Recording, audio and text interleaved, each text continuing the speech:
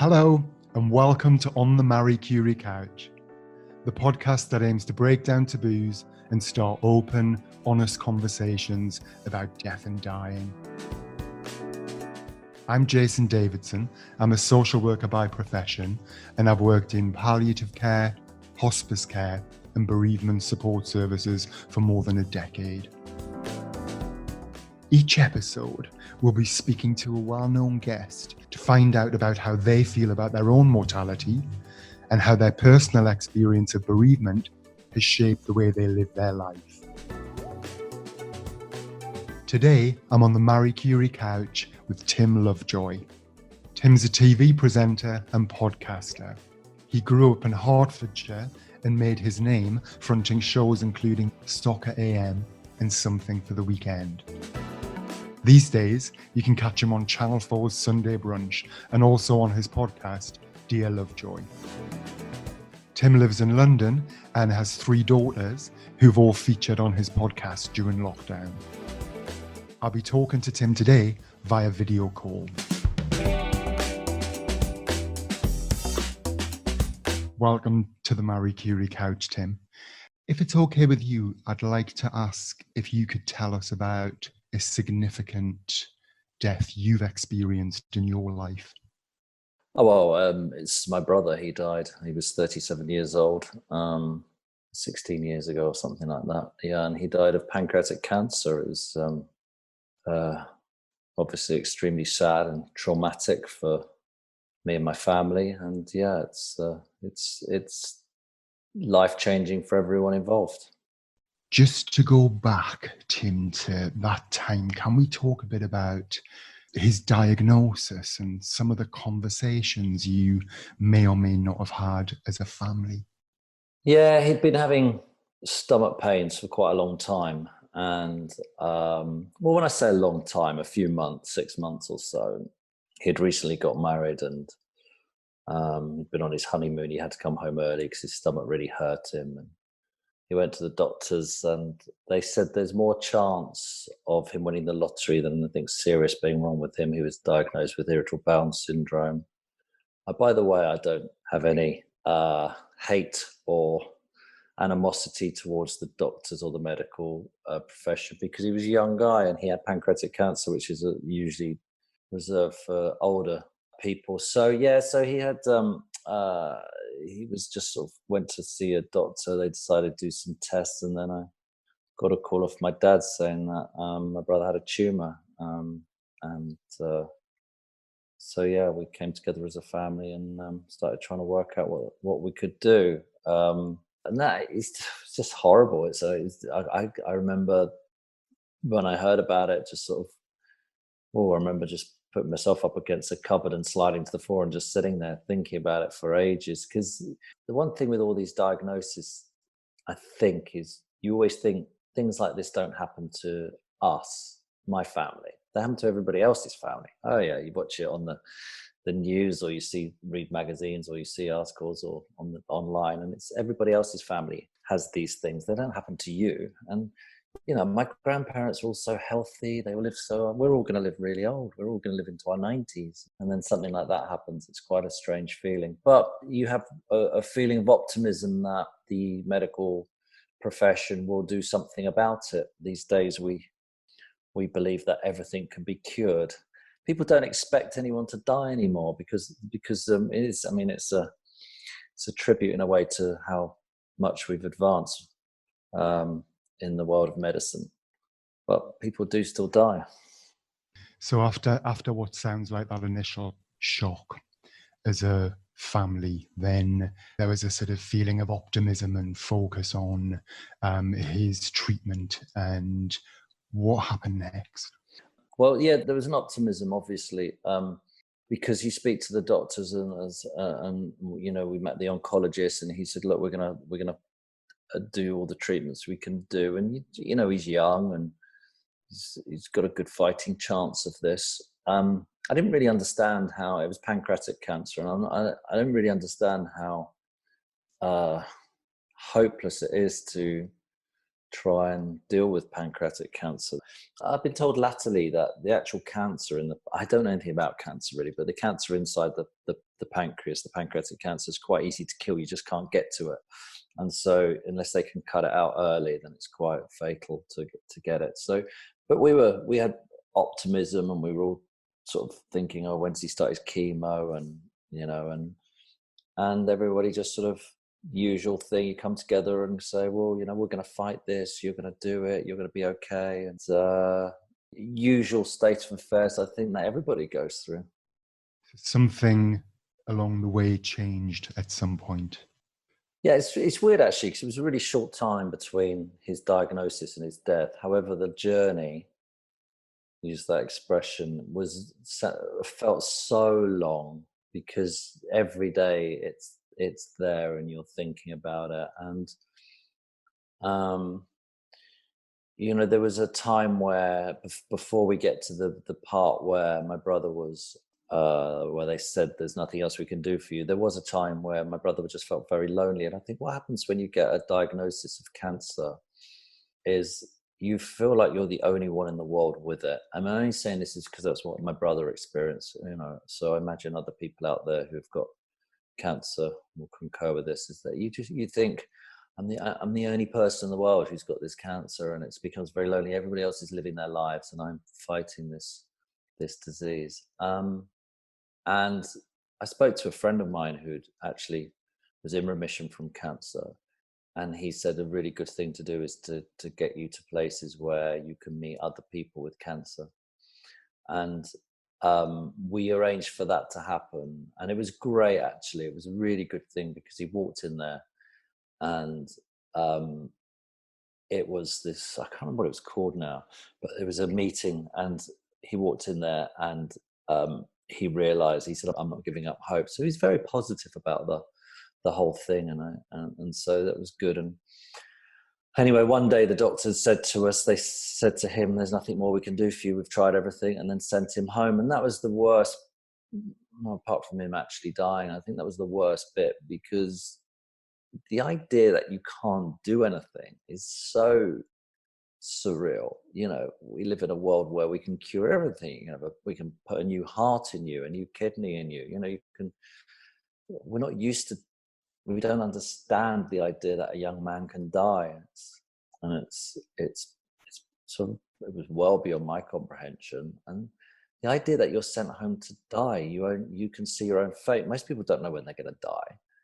And especially when you're young, you know, and you're sent home and said, literally, there's nothing we can do for you. You just got to sit there and wait and watch your body die. It was absolutely incredible.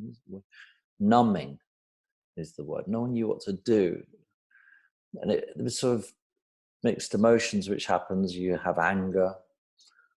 My anger was never towards the medical people, though, because I knew the doctors and the oncologists and everything. I knew they were trying their hardest. There was anger towards why this had happened to my brother. And then there's, you know, the myriad emotions hit you. You don't know what to do. You then, you know, as a family, you don't know what to do. No one knows what to do. My brother felt obviously very sad. He then started searching, I suppose, for the meaning of life and what it all meant for him.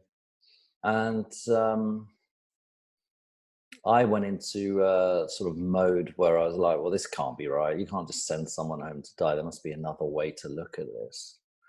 So I started phoning around and asking people, and I heard about the Bristol Cancer Clinic and a woman called Rosie Daniels, who was doing great things with holistic medicine. And I thought, you know, that might help my brother. So I phoned up, and she had a clinic in Harley Street. So I managed to get a cancellation, which was absolutely incredible. And I thought, oh, the stars are aligning to help my brother.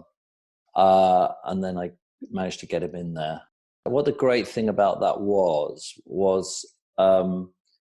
whatever it was that she did with my brother, which was she gave him some sort of enzymes, and she told him to change his diet. And we did a few little odds and sods. And what happened to him was he managed to believe that he was going to live with it rather than die of it. And for a month or so, it was really stable. He had a stable life, and he started planning things for the future. He planned a trip and he he did a few things, and he went back to watch a football match, and which he loved. And so the mindset changed. I know he was very scared. It was horrible seeing your brother scared, by the way, or your big brother. It's really weird. But the mindset changed a bit to make him think that he was sort of going to live with it. And so there was a period of time where he was positive, and it was nice to see that there was a bit of quality. It was only so short-lived. It was a matter of weeks, but it was so short-lived. But it was maybe a month or so. But it was nice to have that feeling that he thought there was something he could do, and changed his diet to vegetarian, all those sort of things. I'm just thinking about that shift of, being told that you're going to die, and then that need to just want to focus on living. And so whatever gives you that, I think, it's certainly in our work in Marie Curie and hospice care, then there's very much a focus on living and trying to support people, in whichever way is best for them. To try and do that. My question was just going back to you talking about all those mix of emotions that you had yourself, anger being one of them. How did you manage that? What helped you? So for people listening now who are feeling rage and anger and other emotions, what helped you? Well, I have to say that I still struggle to watch things on TV, which I call it emotional tourism. We watch a lot of things on TV that tug at our heartstrings, or are horror movies or whatever. And I felt that I lived through a horror movie watching someone that I loved, my brother, get a fatal disease. And the problem with the biggest problem with cancer is the brain. In my brother's case, I suppose, in a lot of cases, is your brain's still active. It's your body's given up. It's a really strange thing. So it was just such a awful experience. Once you've been on that roller coaster of horrific emotions, the idea that I want to live it again is not for me, to be honest with you. The way I dealt with it was, I'm quite an open person, so I don't mind talking about these things. Like, I'm sitting here talking to you now. The best way was to talk to my brother, because he was the one going through it. So for me, for my emotions, was to talk to my brother. For my brother, I think the best thing that he could find was to talk to me. And literally conversations about it seemed to be the most cathartic experience. It's a cliche, a problem shared is a problem halved, but it's every time I went to see him, and we'd sit in his house and we'd talk about other things as well as the cancer. But when we got onto the subject and he'd tell me everything which was happening and stuff, I think he felt, it was more of a release. And I definitely did, because I felt like I was there doing something with him and helping him. Was he able to talk about dying and what he wanted at the end? No, he was scared, and he didn't want to talk about it. We're not religious as a family. We had a priest come in, and I didn't know anything about this really. My parents organised this, but we had a priest come in, or local vicar or something. And we're not religious. My brother didn't really get a lot of comfort from that, but he had a spiritualist come in as well and got a lot more comfort from that. But it had changed round to him thinking that he was living for his life. It's I wish I could have had conversations with him about death, if I'm honest with you, though it happened so quickly at the end that there was never an opportunity to do that. Can you tell us about your brother's death, Tim? Yeah, basically he got really ill. He was really ill, and he went upstairs. Something had happened to him. See, I've sort of shut out all the medical bit of it now, but something happened to him, and his body was shutting down, basically. Sorry, he was at home. Yeah, he'd gone home. He'd been in hospices and things, but he'd gone home, and he was feeling okay-ish, and he was living at home. And then his body sort of shut down. And so he was upstairs and he didn't want to see anyone. And I think he knew. And then I went round there to see him, and he was tired and he didn't really want to see anybody. And then the next day I got a phone call saying, can you get to the hospital? And I got to the hospital, and I saw him take his last breaths, and yeah, that was it. It was very rapid over sort of 48 hours. Up until then, he'd been okay-ish. You know, I don't know how much he was hiding, but he seemed to be quite optimistic and buoyant up until then. So it was a very, very quick last few days. And you were there. Were there others there? Yeah, my parents. Yeah. And I always thought I wish I hadn't been there in a way, because it's so traumatic. Though I do a podcast myself, as you know, and I interviewed Dr. Catherine Mannix in her book about death. And I realized that it changed my mind when I started thinking more about death. And I think it's quite a privilege now to be around someone when they die.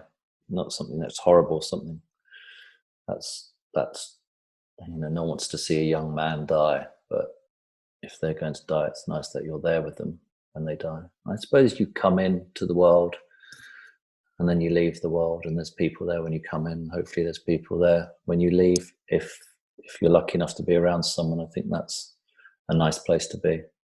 I think that's interesting, isn't it? That thought of, if we're a death-denying society and death is taboo, and we can't bear thinking about it, then that we might then be traumatized by witnessing it.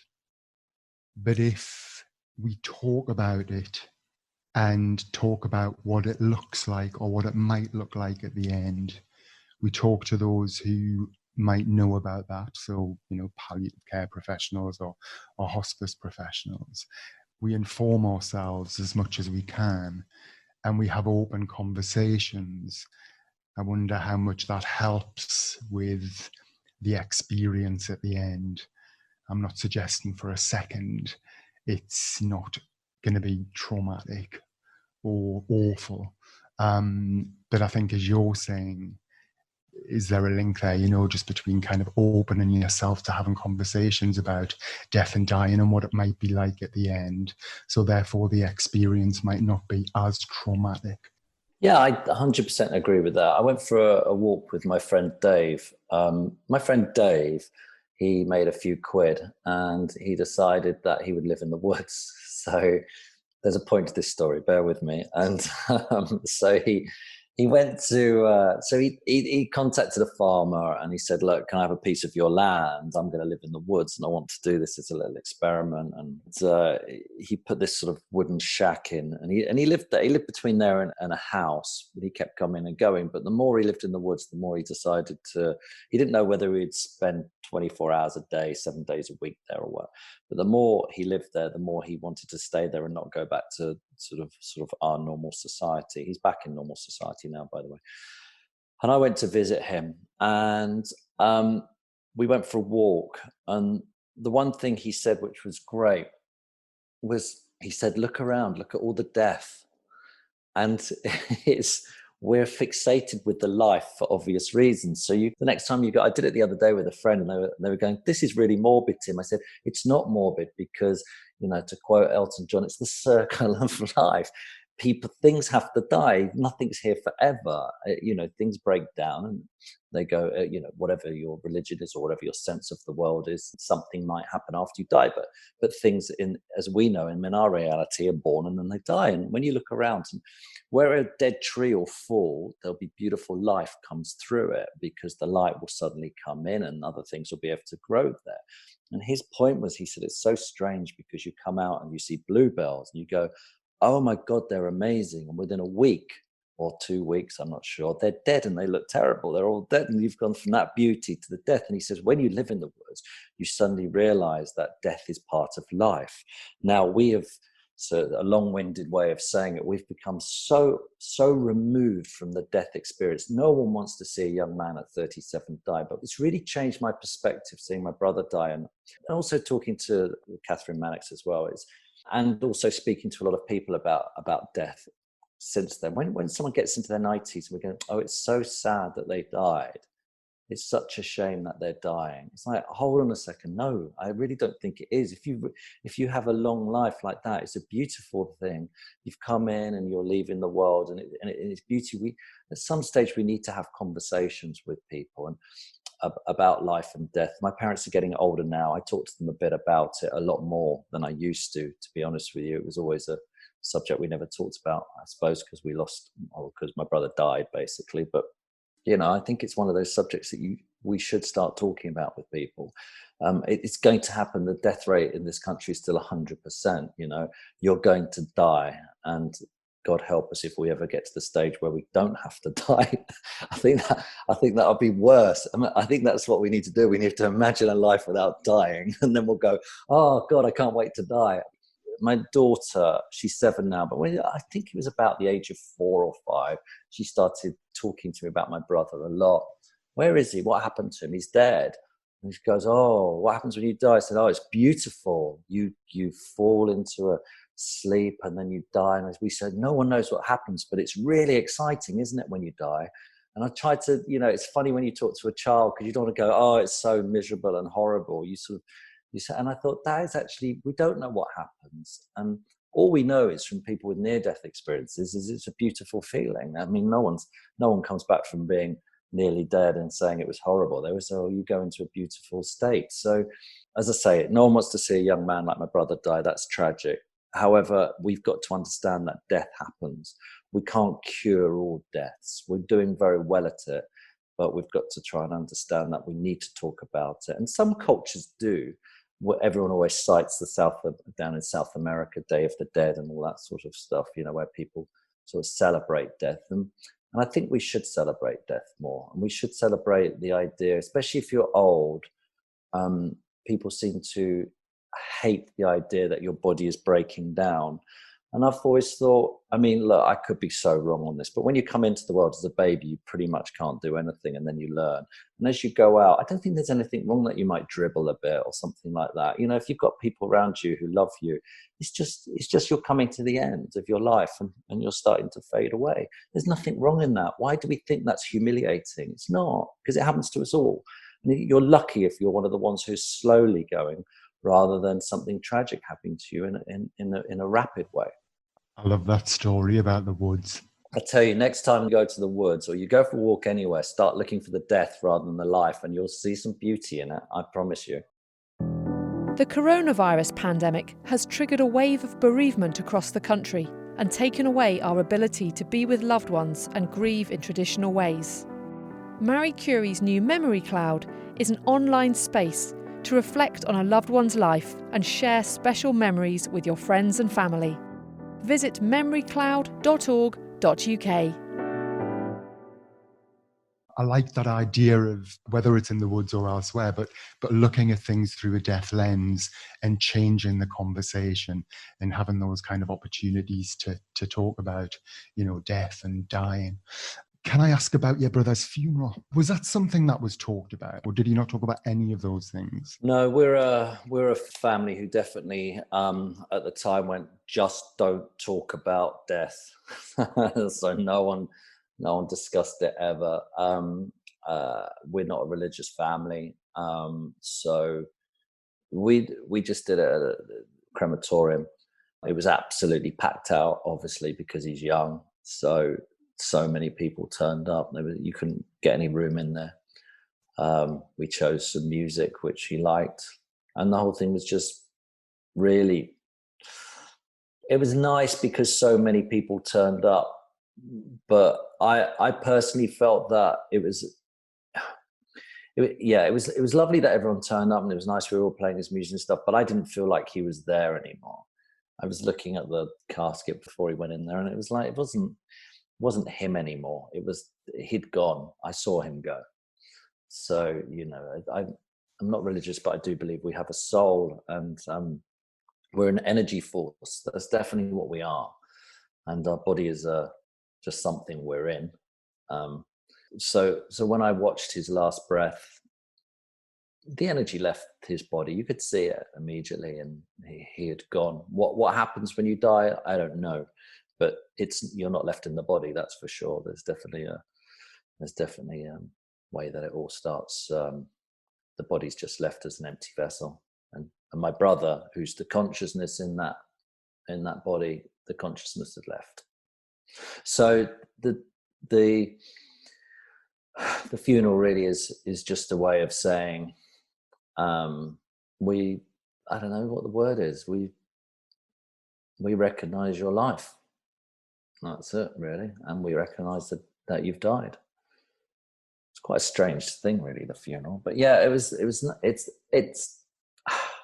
it's nice that everybody was there. And I think that's it. Everyone can look at each other and say, okay, we're all here. And I suppose for my parents, it gives some form of closure. Though, as everybody who's listening to this knows, when someone close to you dies, there is no real closure. Time is the closure. It takes a long time. And it's just time heals. And it's just every single day you think about it 30 times a day, then 20, then 10, then 5, then 2, then every other day. And then slowly but surely it keeps going. You never forget. And, people live on in your memories, but as time goes on, it just gets easier. That's a good way to describe it. I like that, You talked about energy forces there. Do you still feel your brother's energy? See, I don't know about these things. I do think about him. He's definitely in my thoughts. I do think about, what's been more interesting for me recently is the amount of conversations that I have with my mum and dad about him. We used to have very little conversations about him, which I think is a mistake, by the way. But I think that's very much how we were trained in society to do. Okay, don't talk about the dead, and I think if you want people to live on, they live on through your memories and your conversations and your discussions.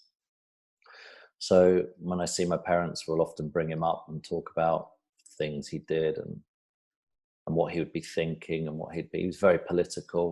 We always have chats about what he'd be thinking about with the current political climates going on in the world and everything else. And so, so he lives on in that way. Whether there's a force, I just don't know. I don't know. I want to give you a clever answer, but my knowledge of that, if there's a force, it's the force of the fact that he's still in my conscience. He's still there, and I think about him, and yeah. And so when there's a piece of music or something comes onto a television, or sometimes I go back to see my parents. They still live where we grew up, and there'll be something I see. He comes straight back into my memory. So, so there's definitely. He definitely lives on in my memory, and so he's still living. So what helped you with your grief? Talking. Always talking. Yeah. Always talking. So I just talked a lot about it to people. It's funny because when people talk about we do this very strange thing, which is someone will say something about cancer. Go, oh, sorry, Tim. It's like, I don't care. It's fine. My brother got it. He died of it. And, I'm not insulted by that. And then, every now and then some would say a joke, which sort of involved like I don't know, not a horrible joke, but and it would be a laugh about something it would be to do with cancer or death or something. They go, oh God, I'm so sorry, Tim. I go, honestly, it doesn't matter. That sounds really crass. It wasn't crass what someone was doing, but it doesn't matter. I want to talk about him, and I want to talk about cancer. I'm fine with talking about cancer because it's so prevalent in our society. I'm really fine with it. And I think it's just it. People then get scared to talk to you about it. And in fairness, I was, I'll be really honest with you. I was quite scared to talk to my mum and dad about it. It took quite a long time before I started going, should we talk about James again, and let's talk about him. And I suppose what happens is we run away from the emotions as well, and people think that you don't want to bring up the emotions, but you have to go through the emotions and you have to live the emotions. You can't just suppress them constantly. And I do recommend for anyone who's going through anything to do with this, with a post, if you're just coming up to somebody dying or post somebody dying, conversations, talk. And he was very young, so I don't know how I see it, but if I'd definitely known that he would been given a certain amount of time, I would have started talking to him a lot more about death and what it means to him. Though it was awkward in our situation, because, well, not awkward, but he'd got his mindset that he was going to live with it and that it wasn't going to kill him. So I don't think he wanted to discuss the idea of death. He'd been drummed into him that it's positive thinking that keeps him alive. So he didn't want to talk about it. So yeah, but discussions, it's all about discussions. And I think that's a really positive message, the discussions, because often what happens, people have said, I'm scared to talk about it because I think I'm not going to be able to cope with it, or I'm going to feel too overwhelmed, or so that suppressing it is because there's a fear about talking about it, and whether it's talking about death and dying or whether it's talking about bereavement. And so, it's good to hear from those who've experienced it. And in my experience, having talked to many, many, many people, everybody says it helps to talk about it. So I think it's a really important message. I want to ask you whether you think about your death. Yeah, of course. When you're a young man, I don't know if it's the same as I suppose just if you're a young person, but you feel like you're immortal. I suppose that's what the youth is, isn't it?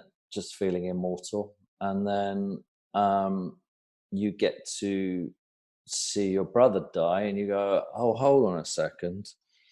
We can die. And yeah, it's definitely changed my views on death and what I think about it.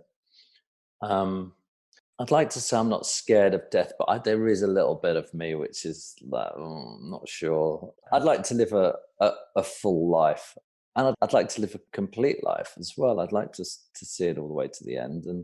But yeah, the idea of dying is less scary to me these days. It has to happen, and the root of all good mental health is acceptance. You have to accept reality, and if you don't accept something, then it's just going to torture you forever. You have to accept it. And so we've gone back round, but if somebody dies, you have to accept eventually that they're dead. You can't keep saying, I want them to be alive again, because it's just not reality. It takes time, but you have to do it. And as a society, we need to accept the fact that we're going to die. And it's such a shame we're not discussing it more, really, I think, because I think we're making it hellish for ourselves. We really are. No one wants to die and no one wants to discuss it. So you said you were less scared than you were, but still a bit scared. Is it the dying bit or what happens after, or which bit you're still scared of? Well, the main bit is I've got 3 daughters and I want to see as much of their lives as possible. Now, everyone can understand that. Then there's the fear of the unknown. Fear is not knowing. That's what a lot of fear is. So, if you're scared of something, go and face that fear, go and do it. But I don't recommend people try and die to face that. It only happens once. So you never get to know whether if you're scared of heights, start going up tall buildings or something, and eventually you'll become accustomed to it and realize the fear will go. We never know what happens when you die, so you can't lose the fear of that everyone has that bit of fear in them, unless I suppose you have a religion and you really do throw all your faith into that religion, or and then you absolutely know what happens when you die.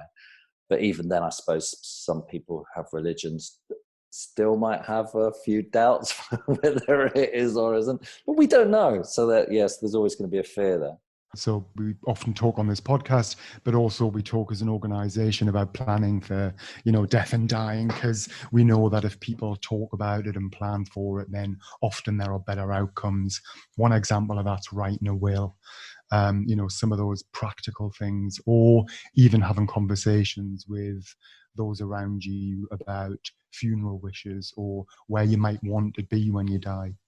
Yeah, I've done my will. I've made it as simplistic as possible for my daughters, so that if something happens to me, it's simple. And I've told them that I want my funeral to be as simple as possible. I want them to have a celebration of my life, not a celebration of my death. So, I don't think we do it over here, but in America they have those 24-hour deaths now.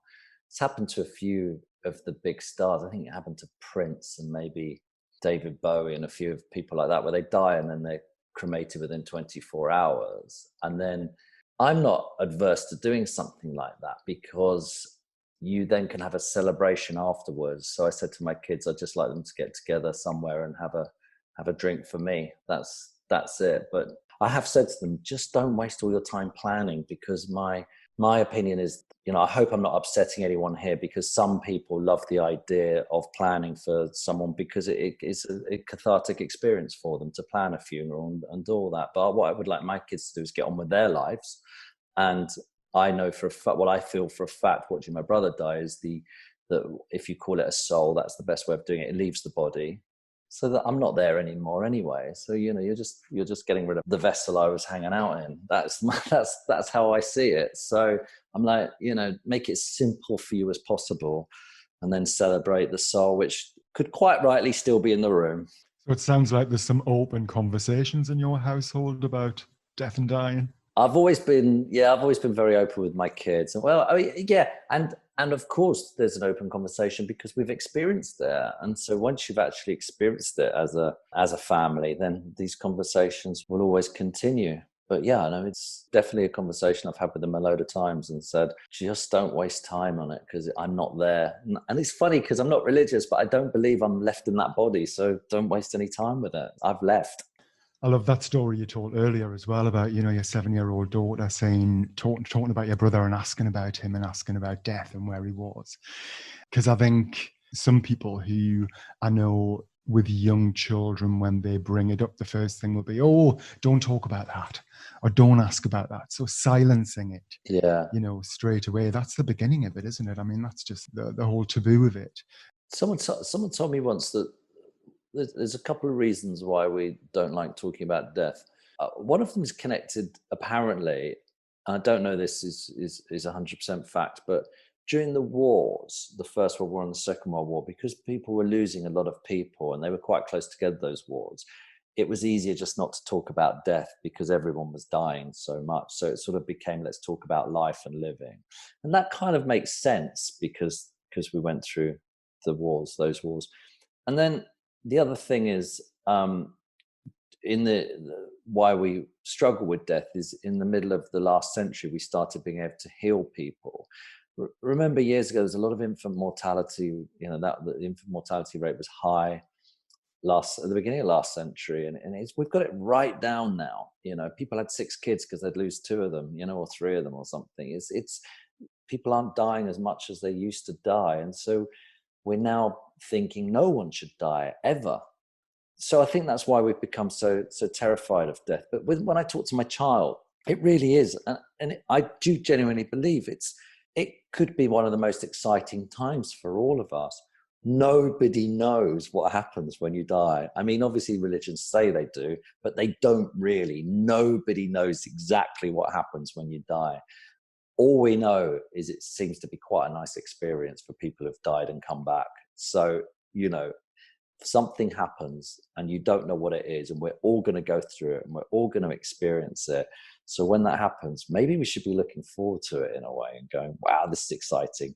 Because when you were born, it was, an experience where you came into the world and something amazing happened. When you die, you never know, it might be amazing. Just before we finish, Tim, I want to ask, how would you like to be remembered?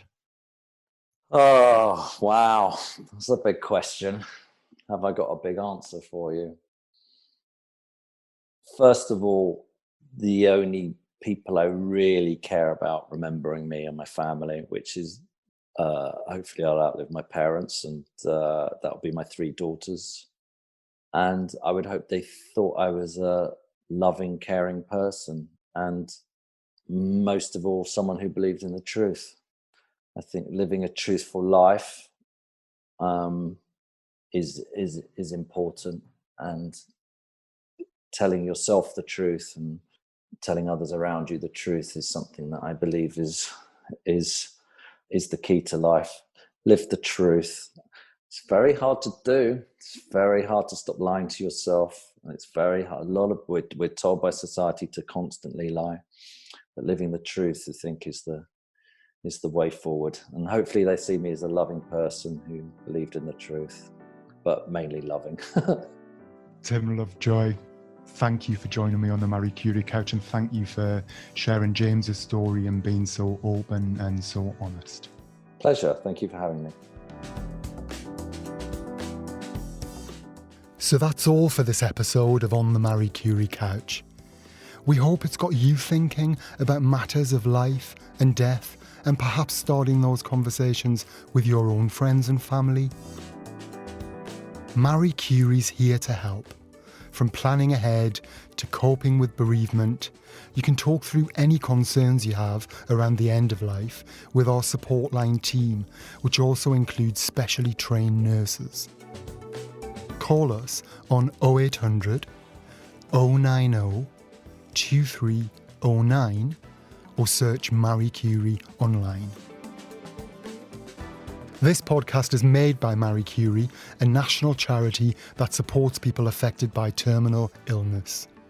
For more information and support, you can visit our website, mariecurie.org.uk. The podcast is produced and edited by Marie Curie with support from Ultimate Sound and Vision. The music featured is Time Lapse by Pan-Oceanic. If you've enjoyed this podcast, please do like and subscribe. Thanks for listening, and until next time, goodbye.